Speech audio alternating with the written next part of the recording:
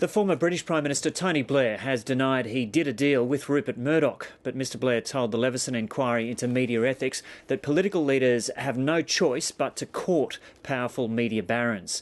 Europe correspondent Philip Williams reports. 5 years out of office, but ever the politician, as he batted away suggestions he'd made a deal with Rupert Murdoch to support each other's interests. There was no deal on issues to do with the media with Rupert Murdoch or indeed with anybody else, either express or implied. And to be fair, he never sought such a thing. There were also questions about a News Corporation conference in 1995 at Hayman Island.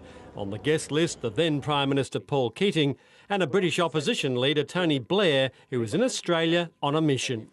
I wouldn't have been going, of course, all the way around the world. And I remember I had to go after one Prime Minister's questions and return for the next, if it hadn't been a very deliberate and, again, very strategic decision that I was going to go and try and persuade them. And Tony Blair was his characteristic unflappable self, even when a protester somehow evaded security and snuck into the inquiry. He held up the Iraq Bank for $20 billion. He was then paid $6 million every year and still is from JP Morgan 6 months after he left office. The man is a war criminal.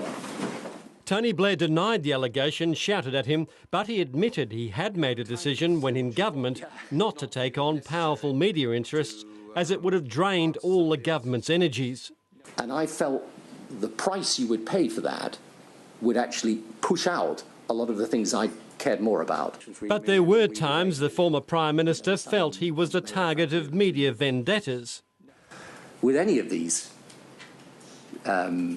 big media groups, you fall out with them and you watch out, because it is literally relentless and unremitting once that happens. That was not quite the last word. As Tony Blair's car was driven away, it was hit by an egg. The former Prime Minister still has the power to divide. Philip Williams, ABC News, London.